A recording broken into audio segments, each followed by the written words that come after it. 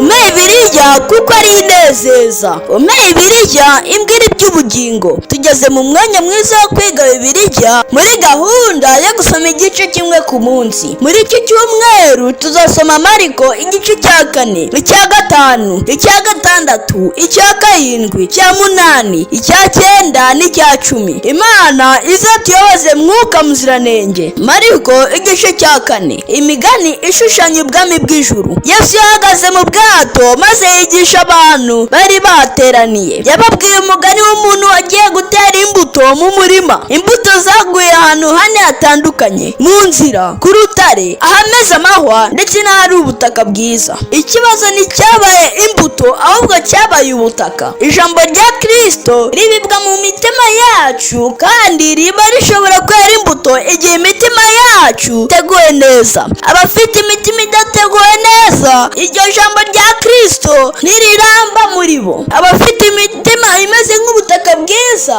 iryo jambo rigira imbaraga mu mitima yabo. Bose nibera imbuto ku rugero rungana. Zimwe zera 30, 60 cyangwa 100. Twese nitugera ku rugero rungana kuko impano twahawe zitangana. Ariko igishimishije nuko twese dukwiriye kwera imbuto. Yesu yababwiye ko nta wacana itara maze ripfuke ntiriboneshe. Amasezerano ya Kristo nayo dukwiye kuyagaragariza abantu bose. Yesu yababwiye ko ubwami bw'Imana bumeze nk'umuntu ubiba imbuto maze akajya kwiryamira. Yabyuka agasanga imbuto zakuze atazi uko zakuze. Natwe nidufatanya n'ijuru tubiba ijambo ry'Imana dukoresheje imibwirizwa, ibitabo cyangwa indirimbo, maze tukajya kwiryamira, maze ikime kiva mu ijuru n'umucyo wabagirana bigatuma izo mbuto zera. Imana itubashishe gufatanya n'ijuru. Mariko igice cya 5.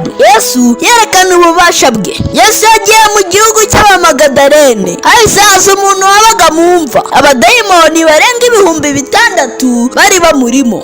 Ntiyaragishobora kuba mu bantu kuko n'iminyururu yarayicaga. Birababaje ko hari bamwe bameze nk'abuzuwe n'abadayimoni, ntibabasha kubana n'abandi amahoro kandi nabo ubwabo bahora biyangiza. Ubuntu bwa Kristo nibwo bubasha kwirukana imyuka mibi mu bantu b'Imana. Abo badayimoni babwiye Yesu ko ari benshi cyane. Yesu umwana w'Imana bose uko bangana yahise abirukana. Yaboherezaga mu ngurube, yerekanye ko umwana w'Imana wese wahabye aruta ingurube zose zo mu gasozi ndetse n'imitungo yose. Imana yaduhaye agaciro. Uyu mugabo amaze gukira, Yesu yamutegetse gusubira mu muryango we no mu bantu b'iwabo. Iyo wakiriye agakiza, uhamagarirwa kuzana uwo mucyo mu muryango wawe ndetse no mu baturanyi bawe. Hari umugore wakuze ku myenda ya Yesu maze arakira. Hari kandi umukuru w'itorero witwaga Yayiro yabwiye Yesu ngo aze amukirize umukobwa. Akibivuga, haza umuntu uzanye inkuru mbi ababwira ko umwana yamaze gupfa. Yesu nta rwego na rumwe atakirizagamo umuntu. Yesu ajya kwa Yayiro, ka gakobwa arakazura. Mariko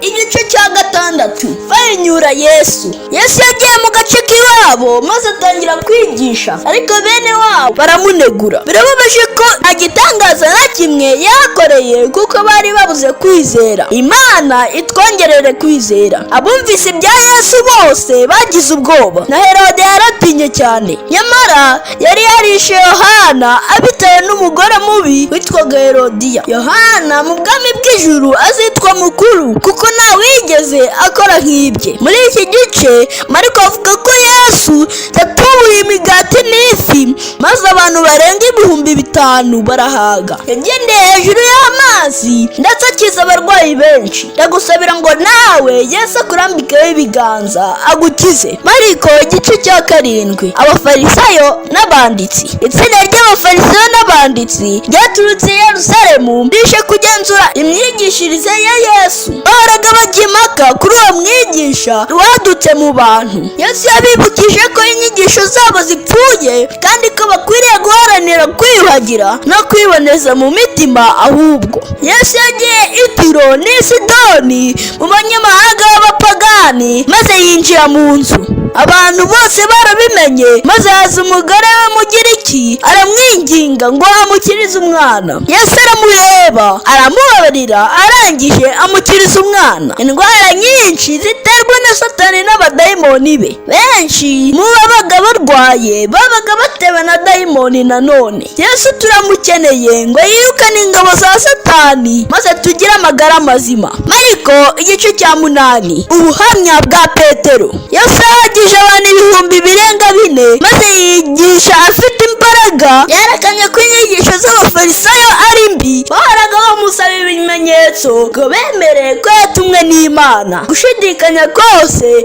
ni icyaha kuko ari ingaruka zo kutizera. Yise ajya i Betasida, wa mudugudu naho utarizeye Yesu. Bamuzanira umuntu utabona ngo amurambikeho ibiganza. Yesu nawe yabanje kumusohora mu mudugudu wa Betasida maze atangira kumuhumura. Yesu azasohora abantu be mu madini y'ibinyoma maze abageze hanze yayo atangire kubamurikira n'umucyo w'ijambo rye. Uyu mugabo yabonye abantu bameze nk'ibiti bigenda. Benshi iyo batangiye kubona umucyo w'ukuri baba bagifite intambwe yo gukomeza gukorana na Kristo ngo bagire umucyo wuzuye. Yesu yabajije abigishwa be ukuntu abantu bavuga. Abari imitsima bamwitaga Mose kuko yahaye manu Abisirayeli. Ababonye azana ivugurura bamwise Eliya watsinze abahanuzi ba Bali. Petero yahamije ko ari Kristo w'Imana, ingoma ye niyamamare hose. Mariko